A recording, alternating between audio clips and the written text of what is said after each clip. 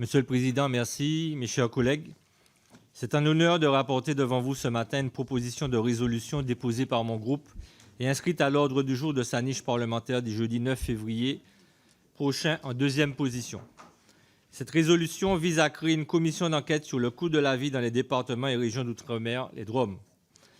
Je ne m'attarderai pas sur le volet juridique et réglementaire caractérisant un besoin de recevabilité qui est acquise quant aux 3 critères détaillés dans le cadre du rapport qui vous a été remis. Quant à l'opportunité de créer cette commission d'enquête, elle est plus qu'impérieuse et urgente. Vous le savez, la lutte contre la vie chère dans nos territoires d'outre-mer est un enjeu et un défi majeur pour nos peuples et nos territoires. Aussi, c'est l'une des missions politiques essentielles que je porte avec mes collègues pour et au nom de nos peuples respectifs dans le respect de la République. La population hexagonale souffre depuis déjà de longs mois d'une inflation élevée qui avoisine les 6%. Dans nos outre-mer, et ce, de manière historique et structurelle, l'inflation est supérieure de 40% de celle de l'Hexagone. Lorsqu'on y ajoute l'inflation conjoncturelle, nos territoires se retrouvent au total à une inflation comprise entre 43 et 47% aujourd'hui. Imaginez donc le niveau de difficulté et de souffrance dans lesquels se retrouvent nos peuples captifs et légitimement exaspérés. Pire, cette situation menace de donner le coup de grâce aux plus fragiles, aux plus vulnérables et aux plus démunis qui sont face aux épreuves quotidiennes de la vie et face depuis de trop longues décennies à un mal ancien et bien connu, la vie chère. Oui, la vie chère est un phénomène ancien aux racines historiques et structurelles. Lors de l'examen du projet de loi de finances pour 2023 devant votre commission en octobre dernier, j'avais déjà choisi de consacrer la partie thématique de mon avis budgétaire outre-mer à la question brûlante de la vie chère. Mes chers collègues, vous ne pouvez pas avoir oublié les émeutes contre la vie chère qui ont secoué nos territoires de manière récurrente entre 2009 et 2020. Aujourd'hui, face à la spirale inflationniste qui vient encore frapper des territoires déjà structurellement appauvris par la vie chère et un mal développement, les outre-mer pourraient de nouveau se transformer en poudrière sociale. Or, la vie chère dans les outre-mer résulte de la conjonction de 4 phénomènes. C'est d'abord une problématique de revenus et de niveau de vie. En effet, d'après une étude du Conseil économique et social et environnemental régional de La Réunion, la vie chère s'expliquerait à 80% par un problème de revenus et à 20% par un problème de prix. Les revenus et les niveaux de vie sont structurellement inférieurs dans les outre-mer par rapport à l'Hexagone, en raison notamment de taux de pauvreté, de précarité et de chômage beaucoup plus élevés en outre-mer et d'un accroissement des inégalités. En 2018, par exemple, le niveau de vie annuel médian était entre 3 000 et 17 000 euros dans les DROM, alors qu'il était de près de 24 000 euros en Île-de-France.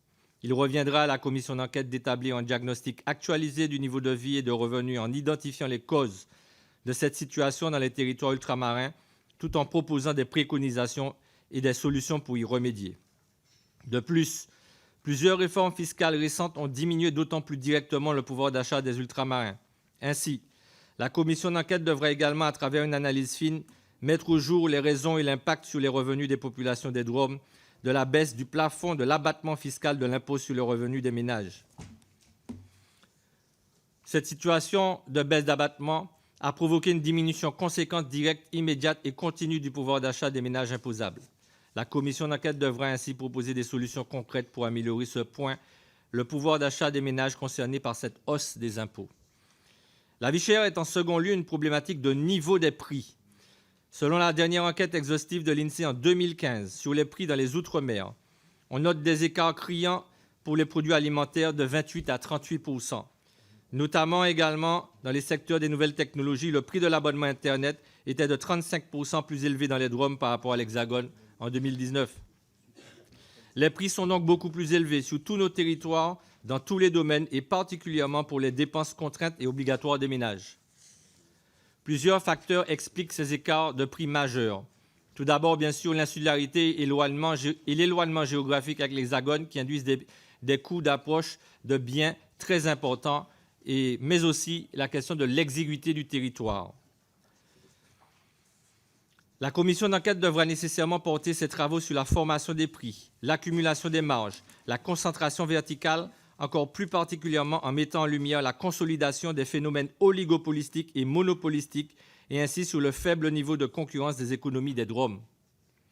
Lors de mon avis budgétaire, j'avais également alerté sur la position dominante de l'armateur CMA-CGM dans la desserte des Outre-mer via le fret maritime qui va se renforcer avec la disparition de son concurrent Maersk. J'estime nécessaire d'auditionner entre autres la direction de la compagnie lors des futurs travaux de la commission d'enquête, ainsi que de mobiliser l'étendue des moyens offerts à un tel organe afin de faire toute la lumière sur la manière dont ce dernier décompose précisément le calcul de ces tarifs de fret maritime à destination des DROM. On peut également citer parmi les autres facteurs responsables indirects de la vie chère le sous-financement structurel et conjoncturel des collectivités territoriales ultramarines, un problème pointé dans le rapport Patient-Cazeneuve de 2019. À ce sous-financement structurel s'ajoute un sous-financement conjoncturel. L'obligation pour les collectivités locales des 4 DOM historiques, malgré le fait qu'elles soient déjà exemptes de contribuer au redressement de la dette publique. L'État a ainsi encore diminué ses dotations, ce qui a davantage accru leurs difficultés avec des recettes qui ont chuté pour faire face aux dépenses qui, elles, ont augmenté. Malgré la reconnaissance par le Président de la République et la Cour des comptes de ces inégalités et de ces inéquités, la péréquation mise en place par l'État n'a que très partiellement et insuffisamment réduit ce manque important de moyens financiers. En effet, alors que l'État a compensé intégralement la perte des ressources au titre de la contribution au redressement des finances publiques de plus de 10 000 communes de l'Hexagone, elle n'a pas fait ce choix pour les DROM. En cumulé, l'État a ainsi réduit de 869 millions d'euros le budget des communes de ces DOM, ce qui, après la hausse de la péréquation, génère un déficit net de près de 400 millions d'euros en 2022. La dégradation des comptes de la grande majorité des collectivités territoriales ultramarines handicape d'autant plus les territoires ultramarins qui ne bénéficient pas du tout d'un niveau d'investissement public qu'il faudrait pour rattraper les retards accumulés et pour répondre au mal-développement chronique dont ils souffrent. La commission d'enquête devra analyser ce cercle vicieux qui affaiblit considérablement l'institution publique de proximité, incapable de jouer son rôle de régulateur, de soupape et d'initiative, ce qui provoque une dégradation des conditions de vie, accroît la pauvreté et le chômage, incitant in fine les jeunes à l'exil ou les reléguant vers des trafics en pleine expansion. Cet engrenage ne peut conduire qu'au chaos social. Aussi, la commission d'enquête devra également proposer des solutions adaptées. Enfin, dans la formation des prix, la fiscalité locale, TVA, octroi de mer, dans son ensemble, est à prendre en compte pour sa part de renchérissement du coût de la vie. La commission d'enquête, dans le cadre de la construction de la formation des prix, devra évaluer le rôle exact et le poids de chaque élément de la fiscalité, ainsi que le poids global de cette fiscalité, notamment par rapport à l'addition de l'octroi de mer et de la TVA, dont il faudra dire si elle est légale, justifiée et raisonnable dans le renchérissement des prix en Outre-mer. La Commission étudiera également les solutions qui permettront de résoudre l'équation associant baisse du coût de la vie et préservation des moyens d'action des collectivités. Le quatrième phénomène agissant indirectement sur la vie chère est le traitement de l'État inéquitable et injuste vis-à-vis des territoires ultramarins. En effet, tout un ensemble de dispositifs ci-après listés qui soutiennent l'économie et le pouvoir d'achat des ménages et des entreprises ultramarines a déjà été restreint et pourrait disparaître afin de réduire le déficit de l'État. Leur disparition dégraderait la situation des ménages et celle des entreprises au détriment de la production, de l'investissement et in fine de la création d'emplois. Je prendrai seulement 2 exemples. La TVA non perçue récupérable des entreprises supprimée pour 100 millions d'euros en 2018. L'allègement des cotisations sociales des travailleurs indépendants diminué de 40 millions à partir de 2018. Aujourd'hui, l'inéquité de traitement se traduit particulièrement sur le montant de la dotation de continuité territoriale affectée aux territoires d'outre-mer. La commission d'enquête devra faire la lumière sur l'ensemble de ces inéquités, mesurer leur impact et proposer des mesures de sauvegarde, de rétablissement de l'équité et les solutions globales qui s'imposent. Dans mon avis budgétaire, je faisais le constat que les instruments aujourd'hui prévus pour lutter contre la vie chère et qui ont le mérite d'exister produisent des effets insuffisants. Le bouclier qualité-prix mérite d'être amélioré. Les observatoires des prix, des marges et des revenus manquent cruellement de moyens pour fonctionner. De plus, lors des auditions budgétaires, je m'étais heurté au manque de données et statistiques actualisées sur l'évolution des prix, des marges et des revenus dans les DROM. Cette insuffisance de données empêche en l'État de conduire toute étude et toute enquête approfondie sur les mécanismes concourant au coût de la vie dans les DROM. Il y a donc nécessité d'actualiser les données et connaissances sur le coût de la vie dans les Outre-mer. La majorité des données datant au mieux de 2019, soit avant la crise sanitaire liée au Covid, qui a de fait aggravé la situation des populations et des territoires dans l'ensemble des DROM.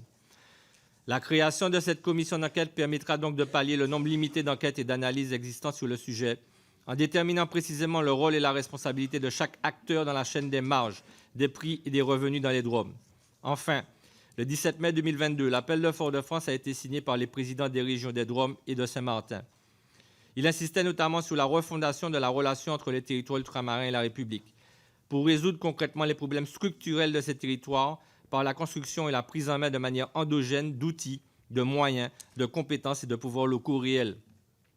Au cœur de ces préoccupations quotidiennes se trouve la question du coût de la vie dans les DROM. La création de la commission d'enquête chargée d'évaluer l'ensemble des mécanismes concourant au coût de la vie dans les DROM et de proposer des solutions s'inscrira dans la convergence de l'appel de Fort-de-France, ainsi que des initiatives en faveur d'une adaptation de la construction des politiques publiques à venir. Je suis convaincu de la nécessité pour la représentation nationale de mieux comprendre les mécanismes complexes concourant au coût de la vie dans les DROM, mais aussi de proposer des solutions réalistes qui découleront de ce diagnostic et viendront en cohérence, en convergence et en consolidation avec les résolutions inscrites dans les projets de territoire. À cette fin, il est nécessaire qu'une commission d'enquête parlementaire puisse consacrer à ce sujet brûlant 6 mois de travaux effectifs, en donnant à ses rapporteurs des pouvoirs d'investigation exorbitants du droit commun des missions d'information. Cher Président, chers collègues, je vous remercie pour votre attention et me tiens prêt à répondre à vos questions. J'espère vous avoir convaincu, au nom des populations ultramarines, du bien fondé et de l'opportunité de créer une telle commission d'enquête parlementaire sur la vie chère. Et je terminerai en disant que, en échangeant avec les collègues des collectivités d'outre-mer régies par l'article 74, j'envisage, au niveau de l'hémicycle, lors de son passage, peut-être d'étendre le périmètre d'intervention de cette commission d'enquête aux collectivités d'outre-mer régies par l'article 74. Je vous remercie.